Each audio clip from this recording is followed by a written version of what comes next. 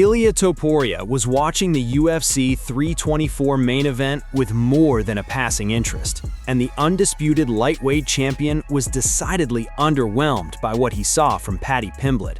With Topuria temporarily sidelined to handle a personal matter, the stage was set for the baddie to seize an interim title and, more importantly, to manufacture the blockbuster grudge match against Topuria that has simmered for years.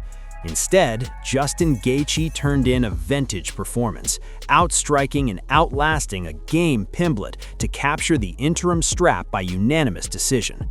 In the aftermath, Topuria wasted no time, taking to social media to deliver a characteristically cold and pointed verdict on the man who failed to become his next opponent. His message was equal parts mockery for Pimblett and a stark warning for his newly minted interim champion. "Little sausage, the only thing you had to do was beat a 38-year-old guy," Topuria wrote on his X account. "You just lost the biggest paycheck of your life. You were gonna get rich if you won.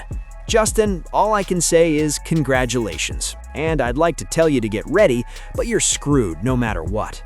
The post crystallizes the shifting landscape at 155 pounds. The simmering, personal Pimblett rivalry is now sidelined, replaced by a high-stakes title unification bout that presents a classic stylistic clash.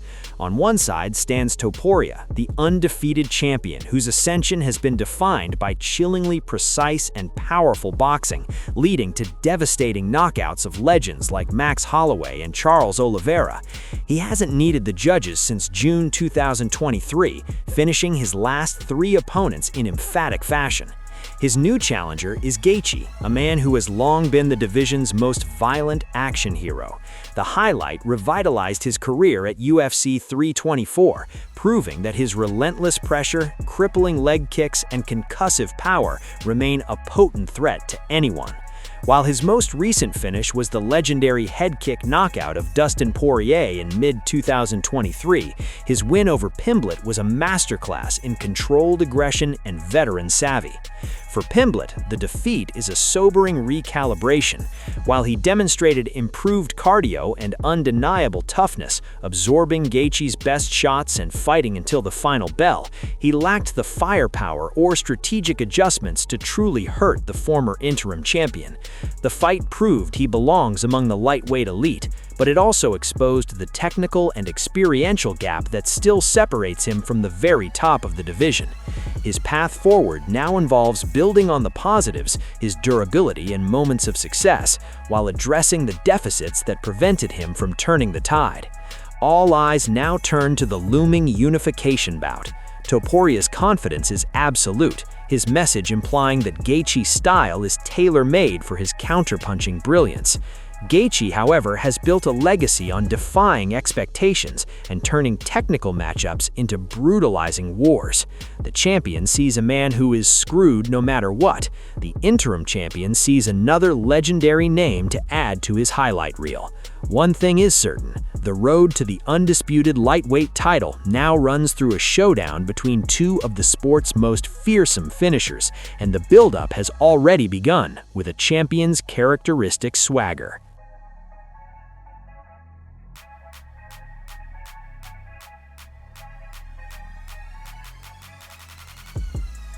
Sean O'Malley halted his recent slide and re-established his place in the bantamweight elite, snapping the first 2-fight losing streak of his UFC career with a gritty, tactical unanimous decision victory over the dangerous Song Yadong in the co-main event of UFC 324.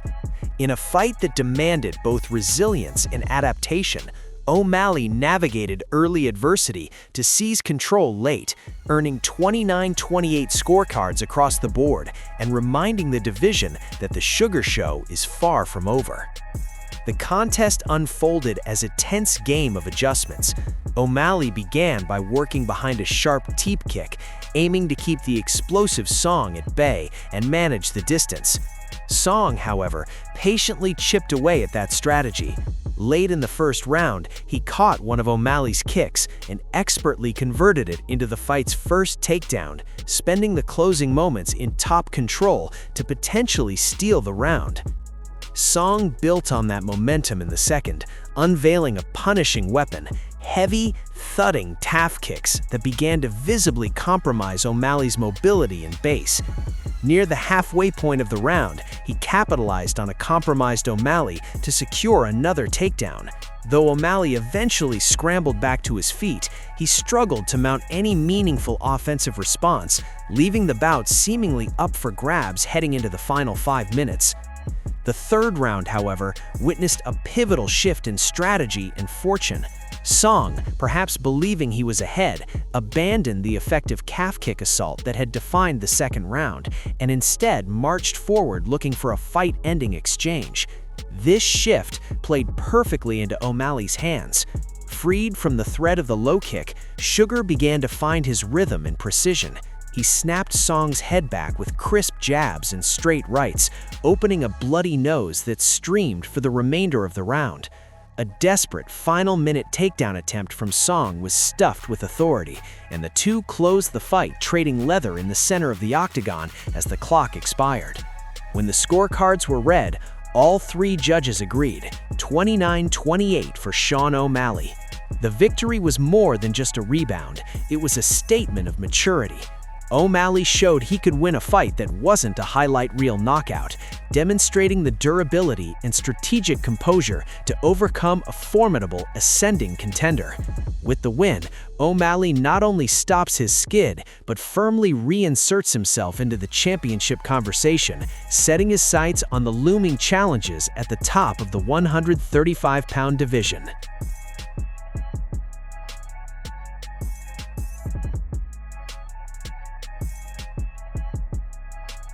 UFC 324 was meant to be a launchpad for Rose Namajunas, a decisive step toward re-establishing herself as a flyweight title threat.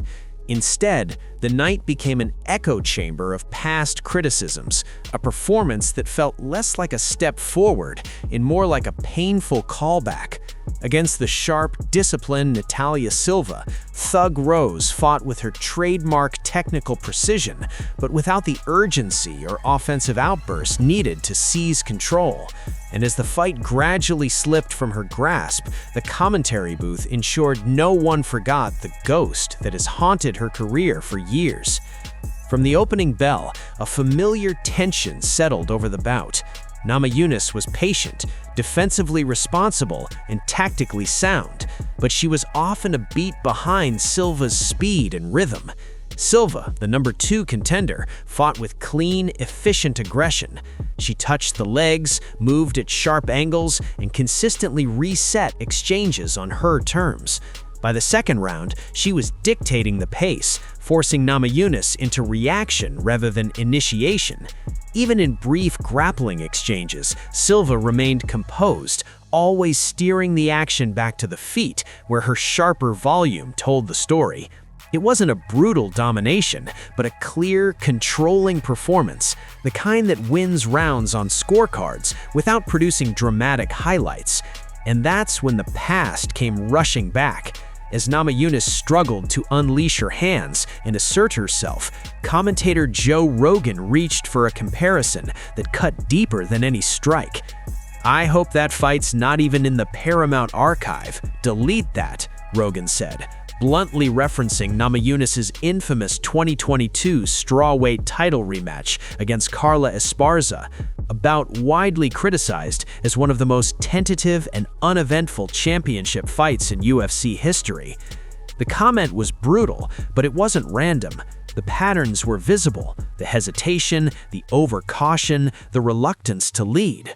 Rogan's remark framed the Silva fight not as an isolated performance, but as a return to a version of Namajunas that even she has publicly acknowledged was a failure. In fact, Namajunas had already addressed the Esparza fight with unflinching honesty years earlier. "No, that was definitely one of the most boring fights ever," she admitted ahead of her bout with Manon Fiorot. "I don't know, I guess being the fighter, it feels a little different when somebody, because it's not just a sport for me, it's an art, so when somebody critiques your art, you get a little emotional about it." That self-awareness is what makes the comparison so piercing. The Esparza fight isn't just a lazy narrative thrown at her by critics, it's a chapter she herself has condemned. And unless she can consistently distance herself from that style, even technically competent performances like the one against Silva risk reopening a wound that has never fully healed. For Namajunas, a fighter of immense skill and layered legacy, the challenge is no longer just about winning rounds. It's about fighting in a way that silences the echoes, about making sure that the next time her name is called, the conversation moves forward, not back.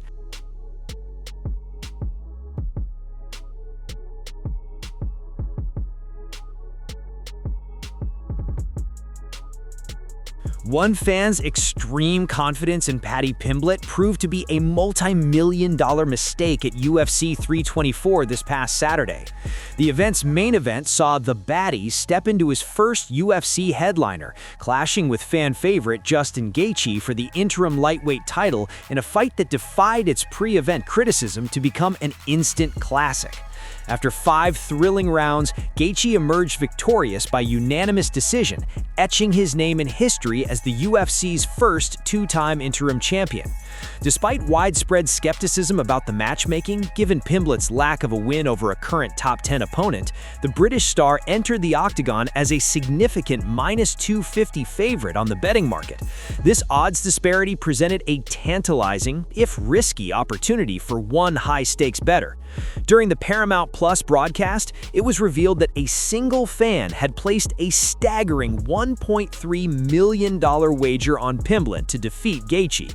Had the bet succeeded, it would have netted a return of just over $1.8 million. Instead, Gaethje's dominant performance turned that dream into a historic financial loss. The failed gamble now stands as the largest known wager ever placed on an MMA fight, surpassing the $1 million bet on Amanda Nunes against Felicia Spencer in 2020. The fallout from the fight extended beyond the betting slip. In the lead-up to the bout, Pimblett had bizarrely taken aim at former interim champion Dustin Poirier, criticizing fighters who retire past their prime and claiming the Diamond looked like a piece of dog shit in his recent retirement fight against Max Holloway. Following Pimblett's defeat, Poirier seized the moment to clap back on social media, succinctly welcoming Pimblett to the big leagues. While the loss was a harsh professional and financial lesson for his supporters, Pimblett's performance earned a measure of respect. He showcased tremendous heart and durability, going the distance in a brutal war with one of the division's most punishing fighters. As several observers noted, the experience, much like Gaethje's own legendary loss to Eddie Alvarez in the past, could serve as a pivotal learning moment, providing a clear roadmap of the improvements needed to truly compete at the championship level.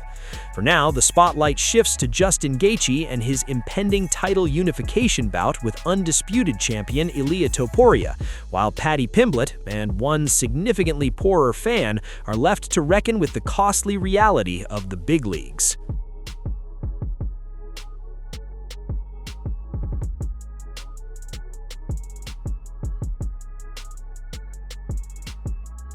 Dana White confirmed that last-minute rumors were true. The scheduled UFC 324 preliminary bout between Alexander Hernandez and Michael Johnson was scrapped due to suspicious betting activity, marking a significant and decisive move by the promotion in response to integrity concerns.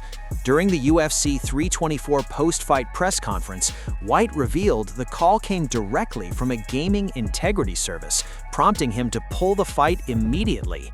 "Yeah, that's what it is," White confirmed. "Happened again.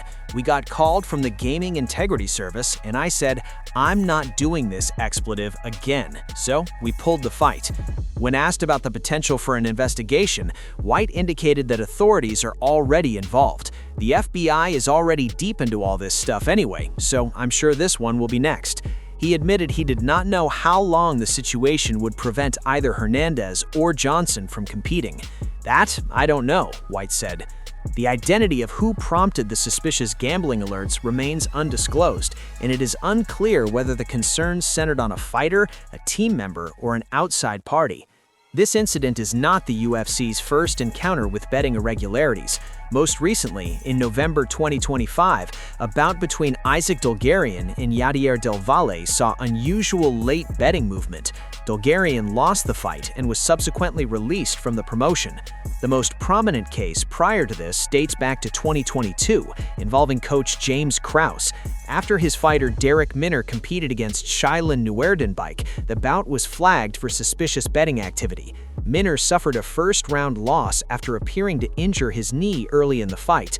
The fallout was severe. Teammate Jeff Molina admitted to betting on the fight with knowledge of the injury. Krause had his license suspended and was banned from UFC events, and Minner was also released. By canceling the Hernandez-Johnson fight outright, White and the UFC have taken their most proactive public step to date in distancing the promotion from gambling-related scandals. The move underscores the growing complexity and risk that legalized sports betting presents to combat sports, where insider knowledge can dramatically shift odds. For now, the fighters await clarity on their professional futures as investigations unfold behind the scenes.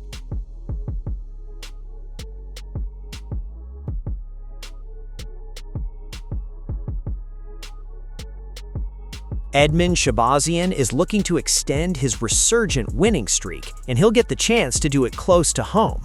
According to multiple sources with knowledge of the promotion's plans, the UFC is close to finalizing a middleweight bout between Shahbazyan and Young Park for UFC Vegas 114, scheduled for April 4 at the UFC Apex in Las Vegas. The matchup represents a significant step in Shahbazyan's quest to re-enter the 185-pound rankings. The 28-year-old, who trains out of Extreme Couture in Las Vegas, appeared destined for a rapid ascent after earning a contract on Dana White's Contender Series and storming through his first 4 UFC fights, 3 of them by first-round knockout.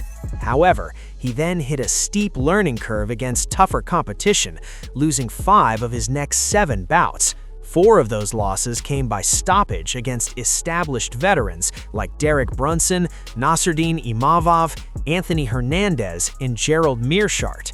Shahbazyan has since steadied himself with a determined 3-fight winning streak, showcasing improved patience and durability in victories over Dylan Budka, Andre Petroski, and most recently, former top 15 fixture Andre Muniz. Now, the Golden Boy faces another clear step up in Young Park. The Iron Turtle will be making his 14th UFC appearance and is looking to rebound from a decision loss to the highly touted Ikram Aliskerov this past October, a result that snapped his own 2-fight winning streak. Park represents a durable, well-rounded test, exactly the kind of gatekeeper Shahbazyan must overcome to prove his recent run is a true return to form and not just a rebound against fading opposition. For Shahbazyan, a victory would not only make it 4 in a row, but also signal that he has evolved past the defensive lapses that defined his mid-career slump. For Park, it's a chance to halt a surging contender and re-establish his own position in a deep middleweight division. The bout is a classic clash of trajectories, one fighter building momentum, the other aiming to redirect it.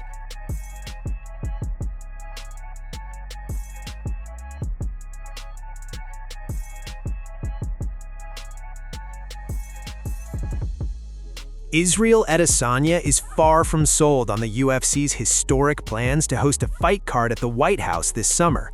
While many top stars, including Jon Jones and Conor McGregor, have openly campaigned for a spot on the June 14 event, the former 2-time middleweight champion has expressed significant reservations, not about fighting on a massive stage, but about the atmosphere that stage may lack. In a recent appearance on the Ariel Helwani show, Adesanya made it clear he wouldn't outright refuse an offer to compete at the White House, but his enthusiasm is tempered by reports that the audience will be composed largely of global dignitaries and political VIPs rather than genuine fight fans. I wouldn't say no, but I hope there are some fans there, like actual MMA fans, Adesanya stated. I don't really want to fight in front of a bunch of suits who don't really care about MMA. I want fans to be able to go to the fight and watch the show as well. Yeah, I wouldn't say no. Adesanya's perspective underscores a fundamental tension for fighters who thrive on crowd energy and the visceral reaction of a live audience invested in the sport. For an athlete known for his charismatic performances and connection with fans, the prospect of competing in what could feel like a sterile, diplomatic environment holds little appeal. Despite being on a 3-fight skid and currently outside the middleweight title picture, Adesanya remains one of the UFC's most recognizable global stars. That status could make him a valuable addition to the White House card, especially if rumors of a nationality-based ban prove true. Recently, Merab Dvalishvili claimed his trilogy bout with bantamweight champion Petr Yan was blocked from the event because Yan is Russian, a restriction that would also exclude champions Khamzat Chimaev and Islam Makhachev. If those marquee names are indeed ruled out, the UFC may need to rely even more heavily on star power from other regions, potentially increasing Adesanya's leverage and likelihood of being called upon. First, however, the last stylebender must navigate his upcoming bout against Joe Pyfer at UFC Seattle on March 28th. A decisive win could reignite his momentum and make him an even more attractive candidate for the historic Summer Showcase. Whether Adesanya ultimately accepts the slot, should it be offered, may depend less on the prestige of the venue and more on the UFC's ability to ensure the crowd inside it feels less like a state function and more like a fight night.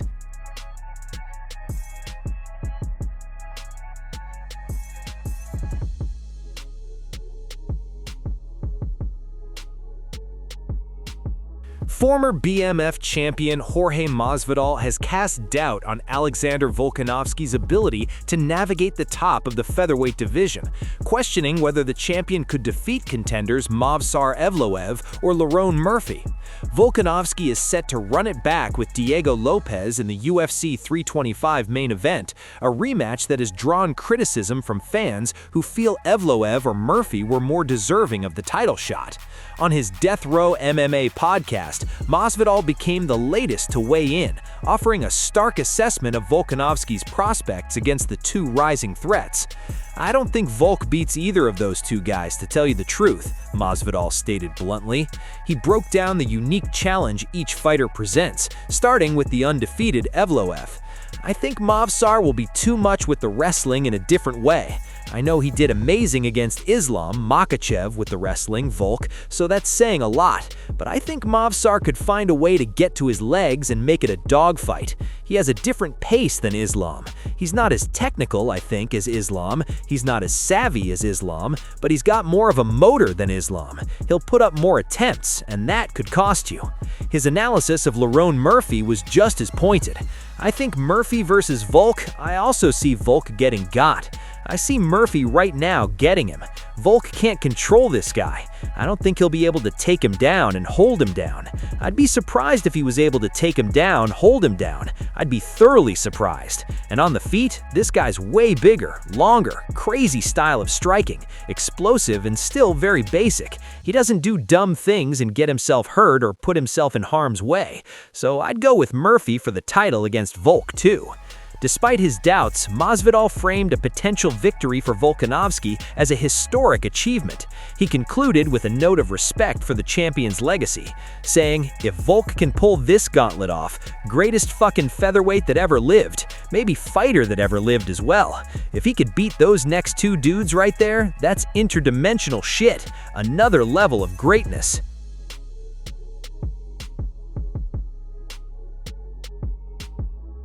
The close of 2025 saw Petr Yan dramatically reclaim the UFC bantamweight throne, avenging a prior loss to Merab Dvalishvili at UFC 323.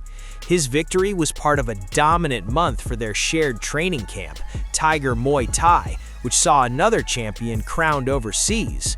In the same December, Yan's teammate Ilkham Nozimov shocked the MMA world by ending Roberto Satoshi D'Souza's lengthy Rizin lightweight title reign in just 13 seconds. Nozimov, who prepared alongside Yan, credits the Russian star for his own rapid rise. Speaking about their shared camp before Yan's title fight with Sean O'Malley, Nozimov revealed the immense impact of being Yan's primary sparring partner. "Petr Yan is another tough guy," Nozimov stated. "After that camp, fighting anyone in my division felt easy because Petr is someone who always puts you in danger. He can inflict damage at any moment, and he's still evolving. I grew so much from that experience, and I'm still using the knowledge today. Mentally, he's on another level now, which is why I'm so happy he's champion again. He always deserved it." While Yan's win over Dvalishvili evened their series at 1-1, fans hoping for an immediate rubber match on a historic stage will be disappointed. Despite speculation, Dvalishvili has confirmed the trilogy will not headline the UFC's reported June event at the White House. The Machine stated that the promotion informed him the fight is off the table for the card, which is slated to coincide with President Donald Trump's birthday. The reason given, according to Dvalishvili, was straightforward, because Yan is Russian, and that's impossible.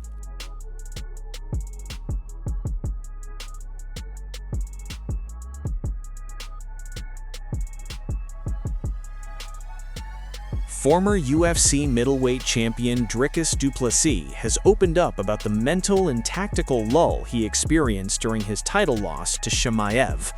At UFC 319, Chimaev put on a grappling-heavy masterclass to dethrone du Plessis by unanimous decision, controlling the fight with relentless pressure and neutralizing the champion's usual aggressive style. In a recent interview with Fight Forecast, du Plessis reflected on the frustrating nature of the bout, admitting it was as tedious for him inside the cage as it appeared to fans watching. "He made sure he stayed out of danger, and he fought that fight, and he almost neutralized me in making it a fight," du Plessis said of Chimaev's approach. "Because if we made it a fight, it would have been a different story. But he knew that, so he was smart in that." Du Plessis didn't shy away from acknowledging his own disengagement during the match, a rare admission from the typically fiery competitor. "It wasn't a very fun fight to watch for anyone. I got bored in the fight, and I was in there, to be honest," he admitted with a laugh. "He did what he had to do to win that belt. If that's the way that you were going to go, well, good for you. It's different strokes." Despite the disappointment, du Plessis is choosing to view the loss as a necessary lesson.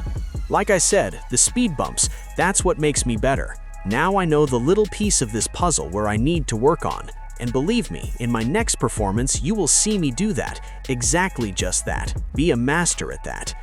The former champion is now eyeing a return to the octagon later this year, with potential matchups against top contenders Nasruddin Imavov or Brendan Allen on the horizon as he begins his path back to the title.